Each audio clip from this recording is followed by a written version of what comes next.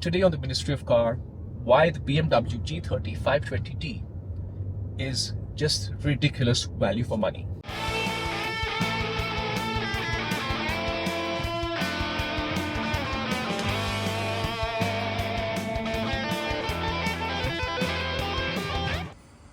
Good morning, everyone. You join me today as we take out the 520D because my wife has been out of town. So let's go for a drive and let's talk about why this car is just ridiculous value for money, especially in 2025.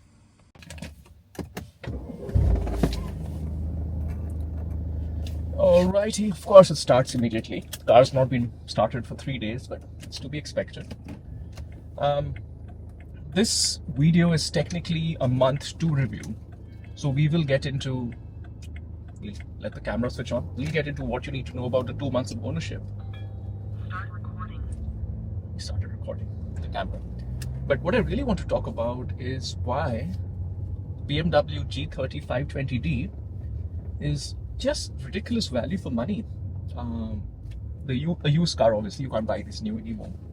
Especially in the context of 2025, where car prices, especially post the pandemic, they kind of went up dramatically relative to affordability, and they never really recovered.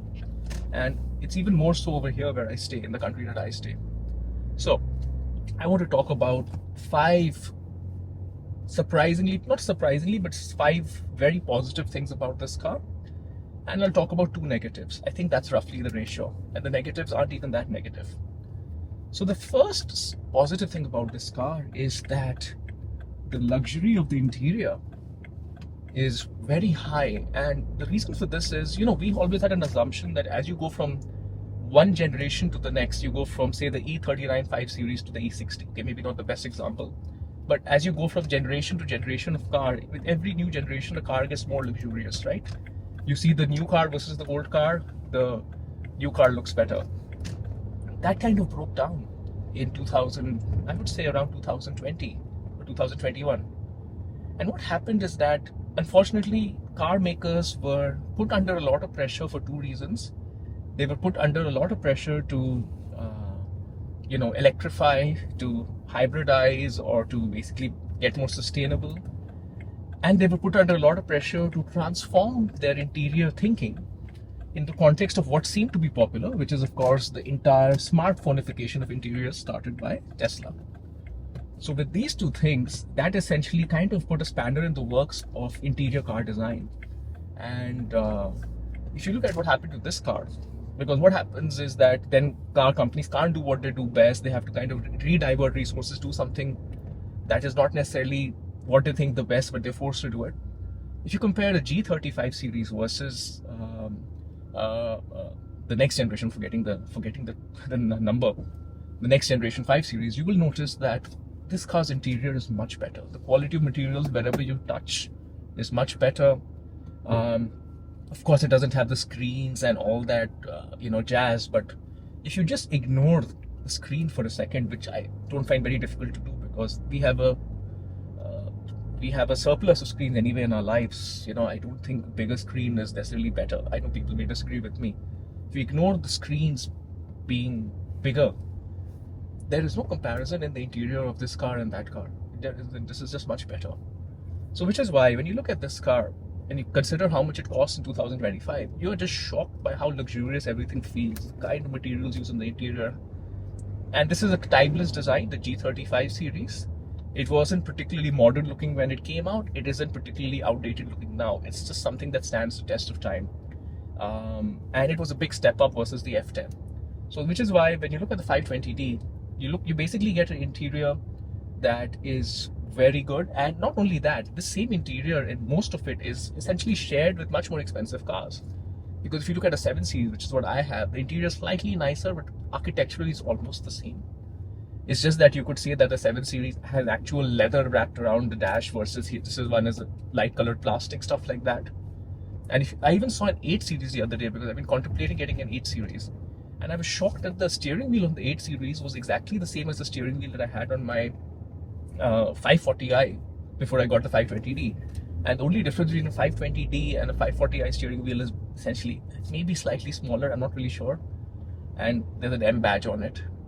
You know, the third spoke is a little bit different.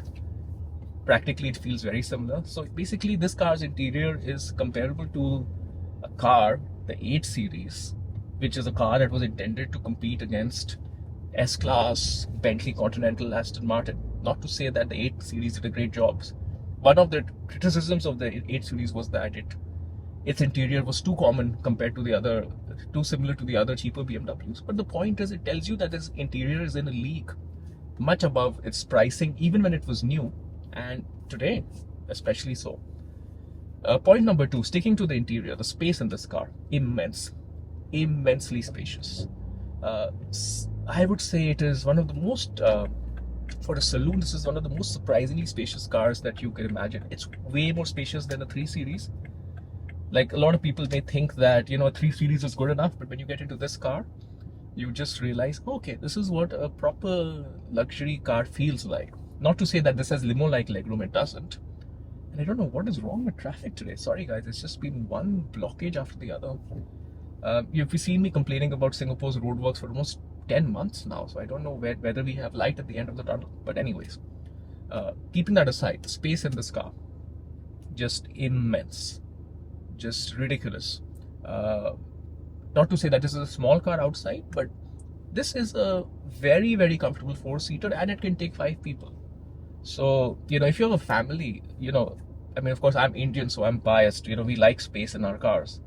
But in general, you know, this car is spacious enough so that you don't need an SUV.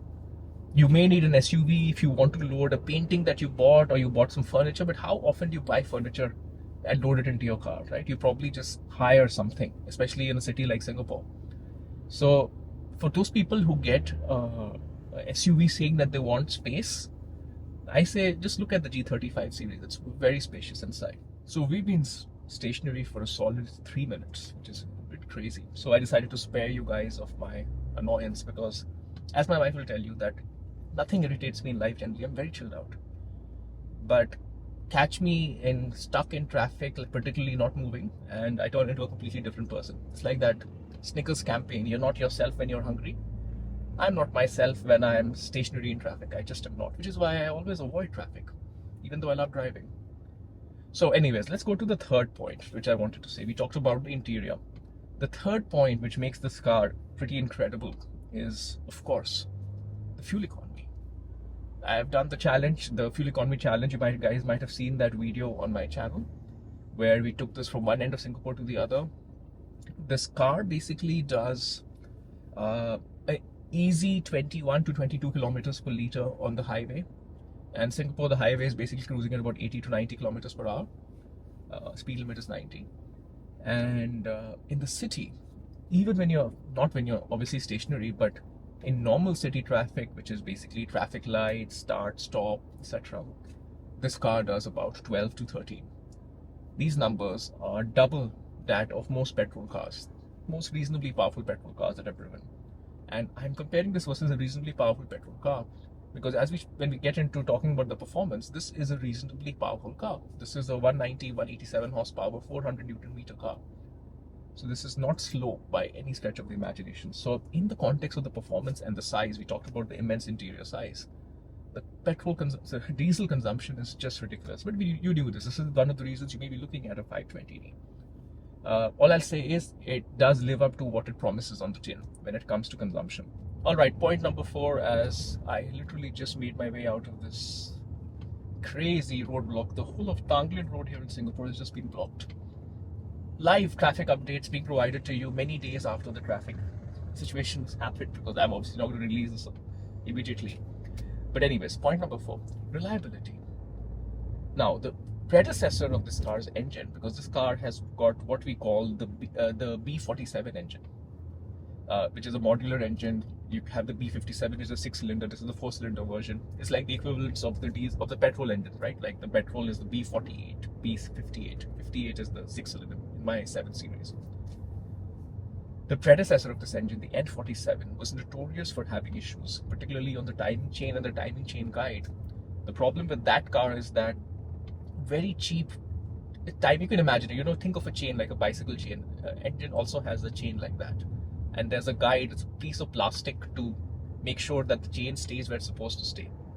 So in the N47, this car's predecessor, that damn stupid piece of plastic used to keep on breaking. And the way the engine was located is that it was very difficult to access. You had to basically do a very labor-intensive job to access it. And a lot of people didn't notice that this was going on, that the timing chain guide broke, so the timing chain kind of got looser and looser and displaced, and it used to end up with a lot of engine problems, a lot of expensive work, etc. Luckily, with this engine, they solved it. And the good news is, once you solve the timing chain issue and of course further improvements, this engine is very reliable. This car is very reliable. Now, reliability is a construct. Let me be clear. No BMW is typically as reliable as a Toyota or a Lexus, because the philosophy of the two companies is very different. BMW tries to make the best thing possible, and they don't particularly care about failure rates as something ages. They just try to make something the best, an engine that is ridiculously powerful, a chassis that's amazing to drive, so on and so forth. Toyota's approach is, if I make something, it has to last. It really has to last. It has to be all about lasting as long as possible, as being as reliable. This is one reason why Toyota as a company shied away from sunroofs, because they viewed sunroofs as an unnecessary complication.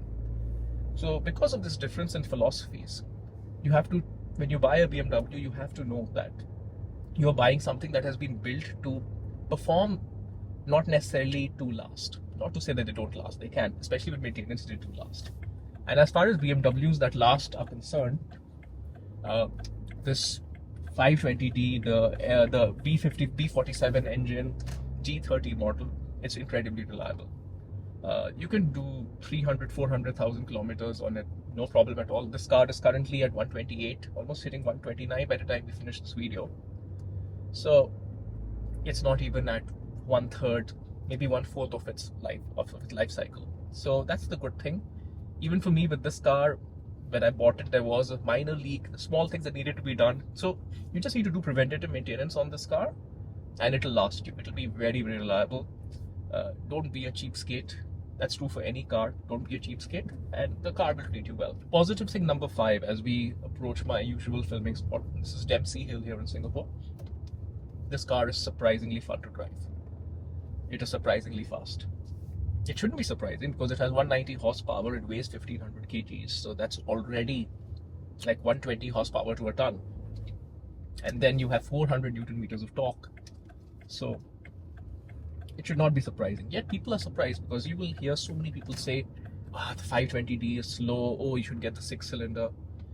And as someone who drives powerful cars and has owned many powerful cars, these internet warriors, regardless of whatever the claims on ownership history are, can rather, I don't know, they can vehemently disagree with me, or I can vehemently disagree with them, because this car is as powerful as you need.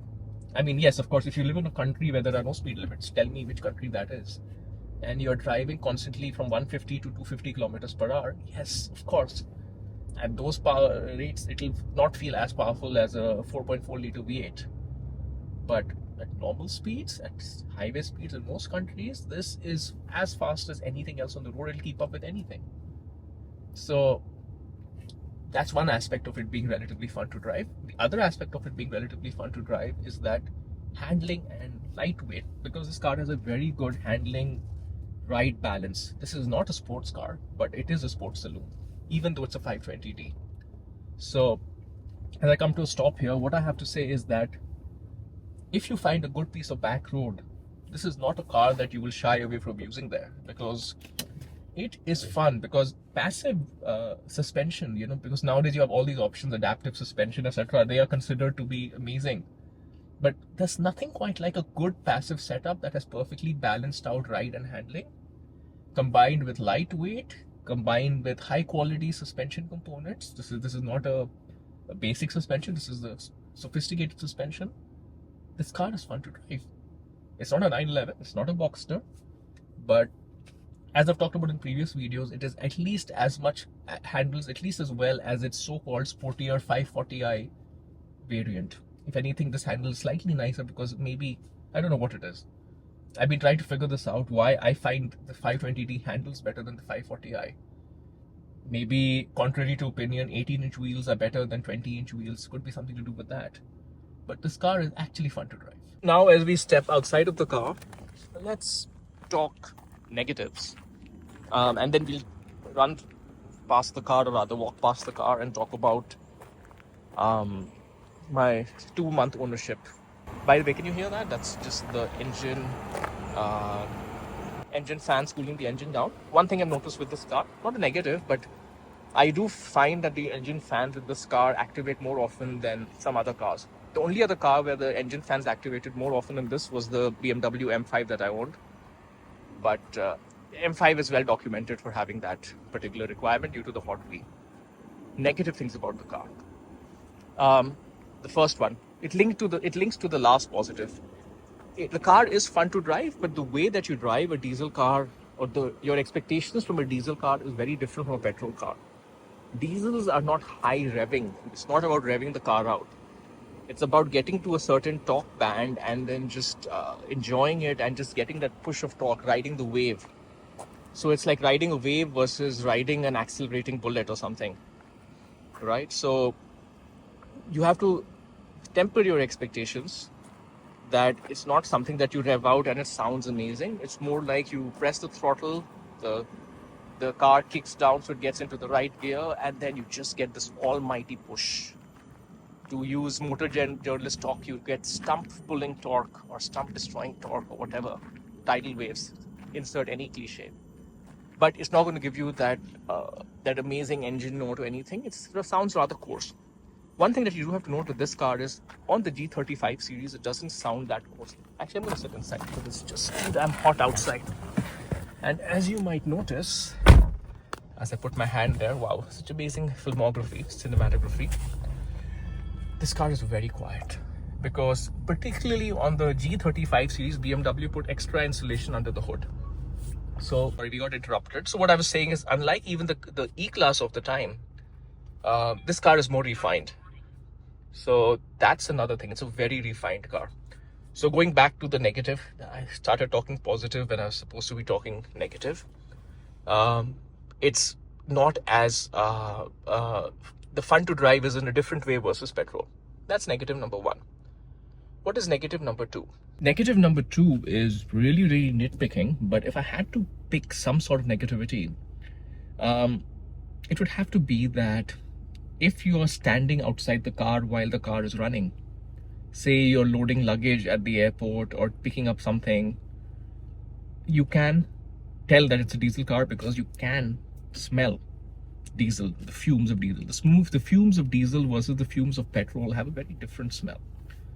And petrol is a lot nicer, let's just say that. So yeah, that's the negative. I mean, this is the kind of the bottom of the barrel that I'm scraping, because I'm saying that on that occasion where you're standing outside the car while it's running, it doesn't smell quite as nice as a normal car. So that's what it is. Basically, it's really, this car has no negatives, honestly. I mean, yeah, you can really nitpick about it and you can say that whatever, but for what it is, a luxury saloon, it's powerful, it's fuel economical, it's spacious, it's luxurious, it's nice to drive, it's at a great price. I really struggle. There is no negative to this car. Let's talk about my ownership so far. It's been 2 months. Let me just turn around the camera. So we are now at 128,992 kilometers. You can check where it was 1 month ago. I suspect I've done between 1,000 to 2,000 kilometers, or not I, it's my wife's car. What else on the car? The car has been absolutely fine, no problems. We did that initial service. When we got the car, we put new tires on it. There's a small leak that we got fixed, very minor thing. Yeah, the car has essentially been perfect. It's been giving high fuel economy. It runs smoothly. There is literally nothing negative to say about the car. It's been doing what it does on the tin. Worst thing about it, if I really had to pick a criticism, is that the stereo system in this car is not as nice in the 7 Series. But you know what? It is more than nice enough. So yeah. Honestly, I wish I could tell you more about the car and make this a more interesting update, but the car has just done its job for the past 1 month. And that's kind of what is the magic of this car. All right, folks, hope this was helpful, and I'll see you next time.